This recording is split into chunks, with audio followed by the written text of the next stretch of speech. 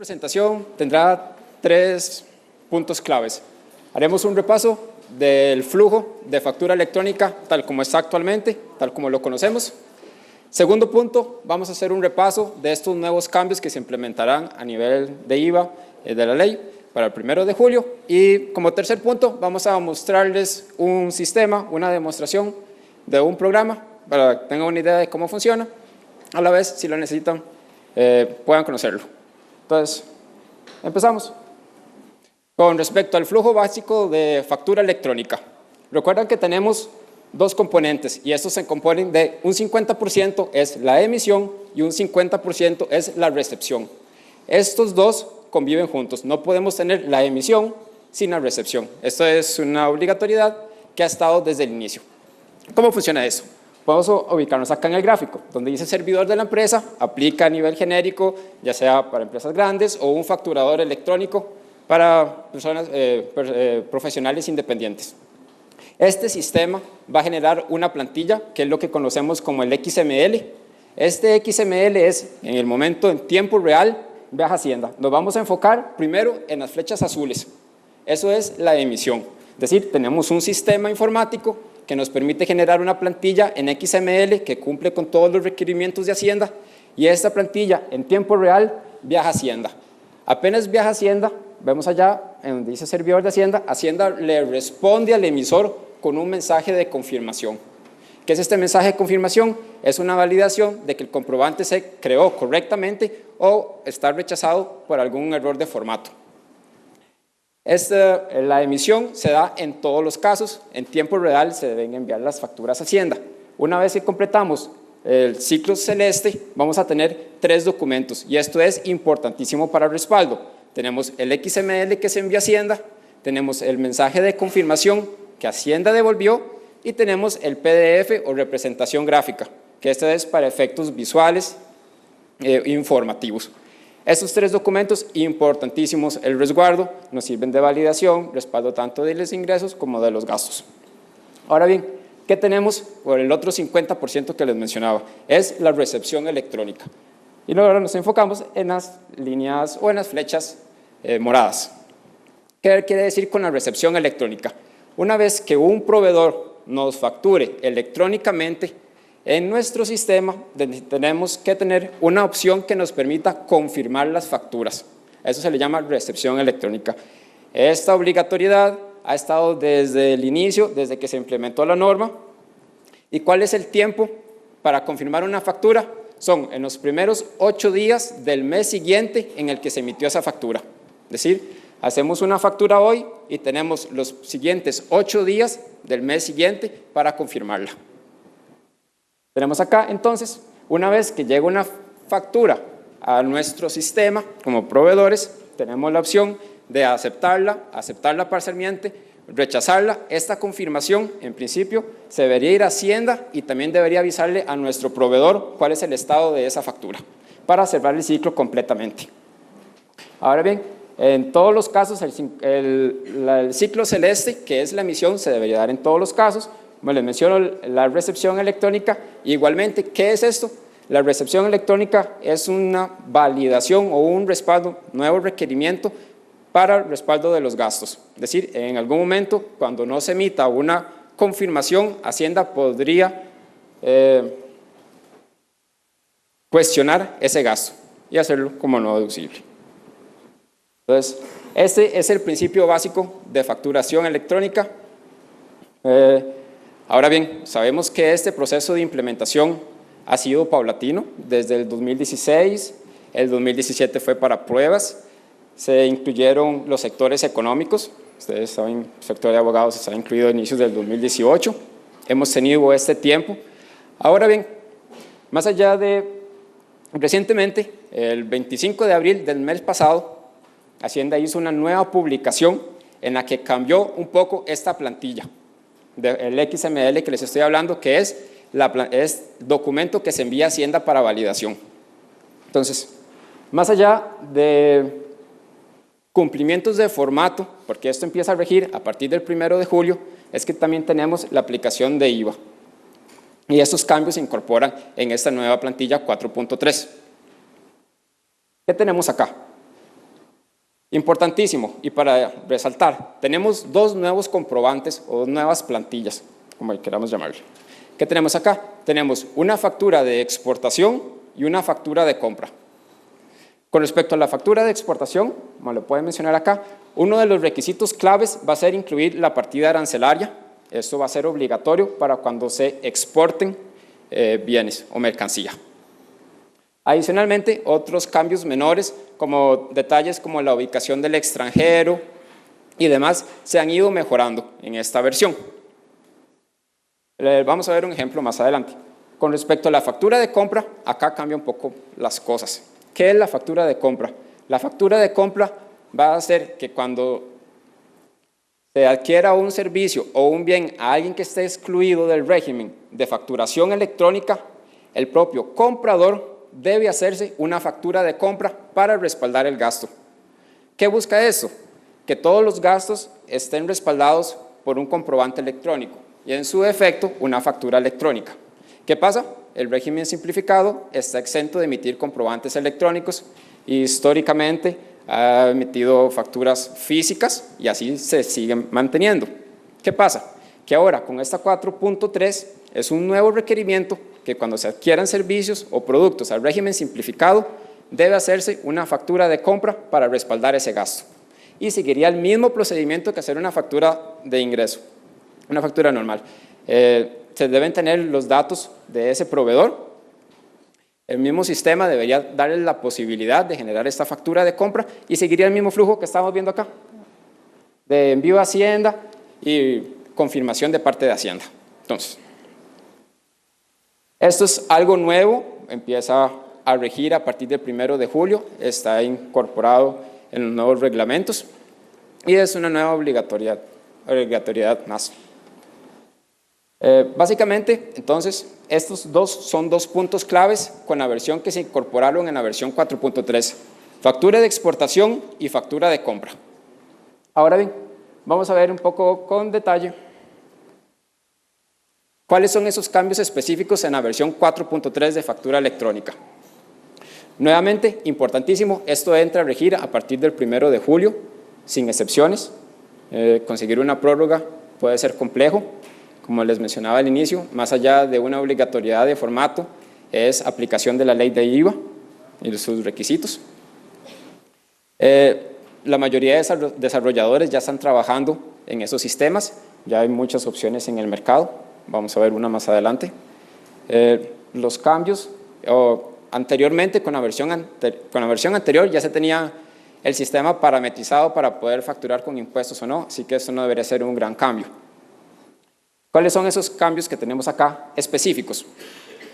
Las facturas en el encabezado ahora deben llevar la actividad económica del emisor. ¿Cuál es la actividad económica que se está facturando? Acá entran consultas al respecto de qué pasa si tenemos varias actividades económicas en una compañía. De momento, se puede utilizar la principal, no habría obligatoriedad o algún requisito para facturar servicios de una actividad específica. Pero ese es un nuevo requisito para todos los comprobantes electrónicos, el código de actividad. Tenemos ahora que anteriormente, con la 4.2, era opcional indicar quién era el cliente y el sistema lo permitía. Ahora, con una factura electrónica, es obligatorio indicar quién es el cliente. Datos mínimos, nombre, tipo de identificación y número de identificación, al menos para que esta sea una factura válida. Etiqueta electrónico, se sigue manteniendo el cliente como opcional. Recordamos que el etiqueta electrónico está orientado para la masividad, como supermercados, farmacias, algunas tiendas y demás, donde no es tan necesario indicar quién es el cliente, o en su defecto porque ese cliente no lo va a utilizar para respaldo de un gasto. Nuevamente, por ahí está en un nuevo borrador, que lo vamos a ver más adelante, en un borrador el reglamento de comprobantes electrónicos, se dice o se incorpora que ya el etiquete electrónico no puede ser utilizado para respaldo de gasto. Y esto cambia un poco las cosas. Antes sí se podía, ahora en este reglamento no se puede. Tenemos acá, dentro de esos cambios importantes que va a implementar Hacienda, es que se asignará un código de producto o de mercancía, un código comercial, lo podemos ver así, para cada producto o servicio. Es decir, Hacienda asignará, de alguna manera, se suponía que esta lista se iba a publicar en este mes, está pendiente la publicación. Hacienda le asignará, esperamos, de alguna manera, por clases o por familias, pero un código específico a cada ítem facturable. ¿Para qué? Para hacer un match entre este código de comercial y la tarifa que se está aplicando al ítem, para verificar que efectivamente sea la correcta. Estos cambios no deberían preocuparse, pues no son editables cada vez que se va a hacer una factura. Y a lo que quiero decir es que la mayoría de estos cambios podrían configurarse al inicio de la factura, quedan guardados en el sistema y una vez parametrizados se puede seguir emitiendo facturas sin necesidad de estarlos editando cada vez. Con eso me refiero al código de actividad, eso nunca va a variar. Tenemos el código de los productos, que ese se mantendría. Tenemos por acá lo del IVA, que es el código de tarifa asociado al IVA.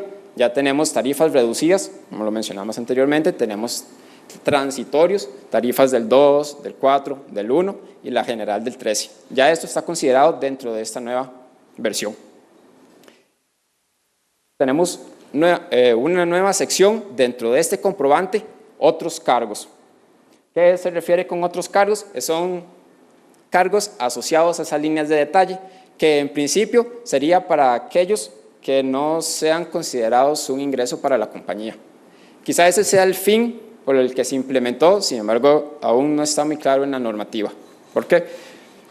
De momento habían quedado por fuera, por ejemplo, las agencias aduanales o algunos otros que los vamos a ver más adelante, en el que a veces se cobra un servicio, pero es a nombre de un tercero, pero se necesita incluir en la factura. En principio, para eso sería esta sección de otros cargos, que incluye ahí contribuciones para fiscales, timbres de colegios profesionales, el servicio de 10% de restaurantes y demás. Lo vamos a ver con más detalle.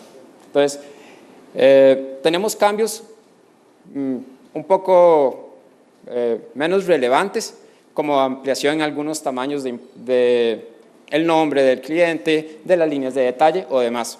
Pero con respecto a normativa, a recopilación de información, esto es lo más importante. Esto es el encabezado, las líneas de detalle y otros cargos. ¿Qué lo vamos a ver acá? Las líneas de detalle. Acá está todo el desglose de esos posibles campos que puede llevar una línea de detalle. Quizás está muy pequeño. No todos estos campos son obligatorios. Algunos son, recordamos que en la factura electrónica o en esta plantilla, muchos de los cambios son obligatorios, algunos son opcionales y algunos son condicionales. Obligatorios siempre van, condicionales es que dependen de que se cumpla una cierta condición, como por ejemplo un impuesto, una exoneración, un descuento. Y opcionales es meramente informativo. Acá les pueden observar que tenemos en la parte de los impuestos, el código de tarifa y las tarifas de impuesto. ¿Qué tenemos el desglose acá? Estos son los códigos de impuesto considerados dentro de este formato. Como pueden observar, antes el que teníamos como 01, que era impuesto de ventas, se renombró para que fuera impuesto al valor agregado. Adicionalmente, cuando se utilice el impuesto al valor agregado, tenemos esta tabla de tarifas, con la tarifa de 0% exenta, tarifas reducidas del 1, 2, 4, tenemos por acá los transitorios y la general del 13. Importante que esto es parametrizable para el nivel de sistemas o el facturador que ustedes utilicen. La primera vez, incluir un servicio, lo usual es que se incluya un servicio, indicarle que está sujeto a alguna de estas tarifas y ya queda guardado en ese sistema. Posteriormente se puede buscar de los que están guardados para facturar. A menos que se utilice el facturador de ATV, que muchas funcionalidades no las tienen y es un poco complejo de utilizar. Bueno, en principio, la mayoría de soluciones en el mercado ofrecen estas opciones. Tenemos por acá un desglose de lo que conlleva una exoneración en las facturas. Como pueden observar, muchos de los campos así se mantenían en la versión anterior. Siempre ha sido necesario indicar cuál es el documento, quién emite esa exoneración, cuál es el tipo de exoneración, cuál es el porcentaje y cuál es el monto. Esto siempre ha estado, se agregan algún tipo de exoneraciones, esto sí es importante indicarlo, porque todo se parte del hecho de que todo está grabado. Entonces, si se va a emitir un comprobante sin un impuesto, es porque debe llevar algún tipo de exoneración.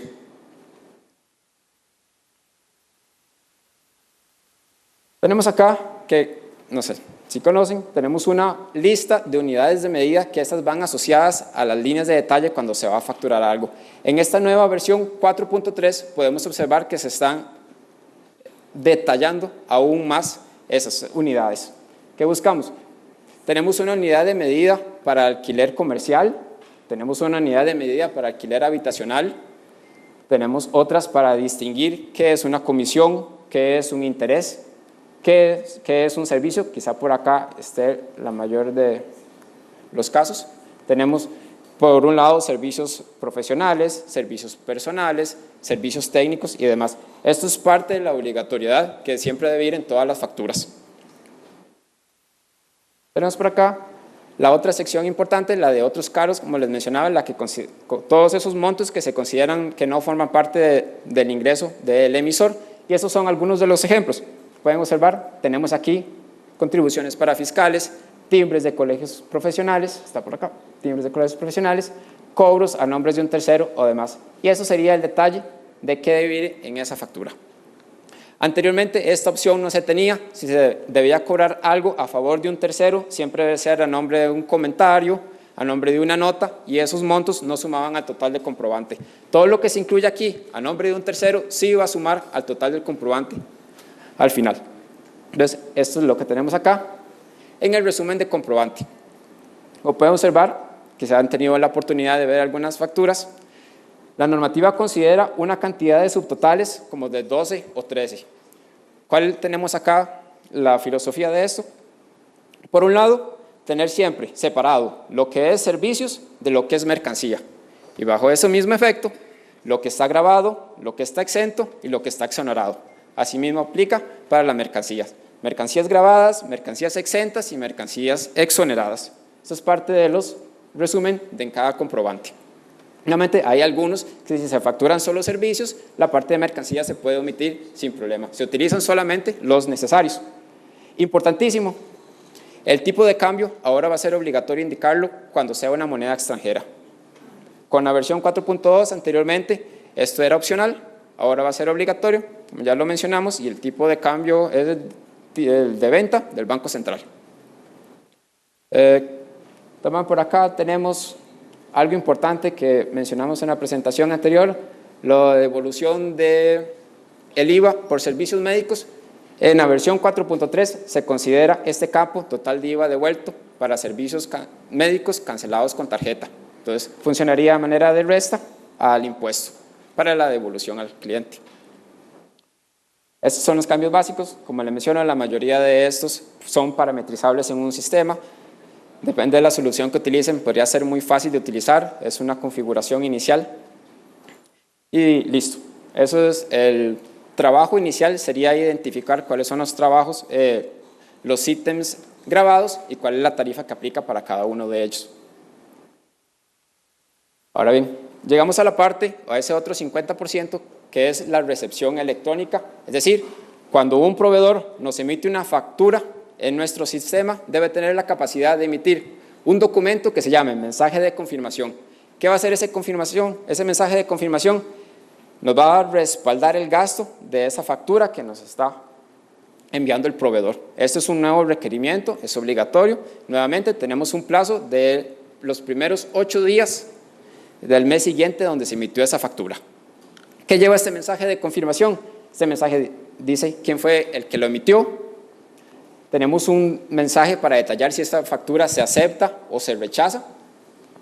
Y algo que se incorpora con esta versión 4.3 es indicarle cuál es el tratamiento que se le da al IVA. ¿Y a qué me refiero con la condición del IVA? Tenemos varios casos y así considerados en la norma. Se debe decir si esa factura que viene del proveedor nos genera un crédito total de IVA, si nos genera un crédito parcial de IVA, si esta factura se utiliza para la compra de un bien de capital, gasto corriente o aplicar las fórmulas de proporcionalidad. que es acá, cuando se tengan tarifas diferenciadas, donde haya un poco de complejidad al rellenar esta parte. Nuevamente, habrán sistemas que esto tratarán de automatizarlo, sin embargo, hay casos como por ejemplo la proporcionalidad que aún no está, que debe llevarse una fórmula para incluir en el sistema.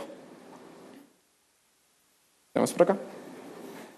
Esto es con respecto a la confirmación y ese 50% que es la recepción electrónica. Ahora bien, como pueden observar, los cambios que se incorporan con esta versión 4.3 son muy pocos, son mejoras a una versión anterior, se están considerando detalles de algunas industrias que habían quedado por fuera, por ejemplo, el gremio exportador, agencias aduanales, el servicio de 10% de restaurantes. Todas estas incorporaciones han sido un proceso paulatino y ahora se han ido incorporando en esta versión 4.3. Ahora bien, me gustaría hacer un pequeño comercial ya para terminar y era para mostrarles una solución informática. Nosotros en Grant Thornton ofrecemos el servicio de facturación electrónica, tenemos un portal de facturación, es muy sencillo de utilizar, y si me permiten, nada más les voy a mostrar rápidamente. Sí. Para quien guste o esté interesado, vamos a enviarles un brochure y demás, pueden buscarlo en la web, es invoicing-cloud.cr. Es un portal de facturación, como muchos otros en el mercado. Ofrecemos planes de servicios basados en comprobantes, que tenemos como un gran plus asociado a esta solución informática, es que detrás nuestro tenemos un gran equipo de asesores informáticos. Podemos garantizar que la herramienta está 100% en cumplimiento de la normativa, todas nuevas actualizaciones y demás las estamos incluyendo acá. Está disponible para el 1 de julio con todos los nuevos cambios que requiere el IVA. Y solamente para que tengamos una idea del sistema, les quería mostrar acá en una versión de prueba. La autenticación es muy sencilla, usuario y contraseña.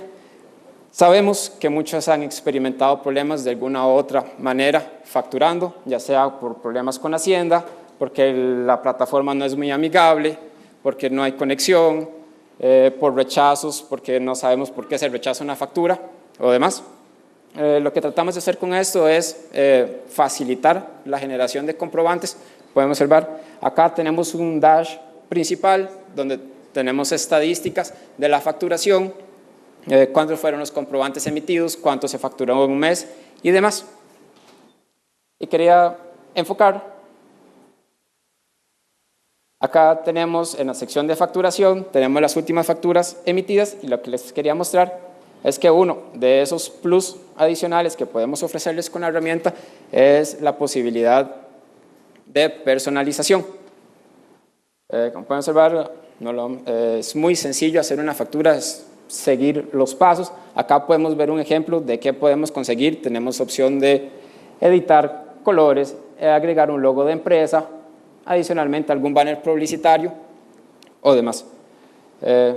Como les mencionaba, acá tenemos lo usual de cada herramienta. Tenemos la sección de clientes, donde se pueden agregar para que una vez tenerlos registrados no sea necesario estarlos creando cada vez que se va a generar una factura. Lo mismo aplica para los servicios y lo mismo aplica para IVA. Tenemos un servicio registrado, una asesoría, le asociamos un impuesto, IVA la primera vez, queda parametrizado, la segunda vez solo se elige de una lista qué se va a facturar, se elige el cliente y listo, ya está el comprobante generado.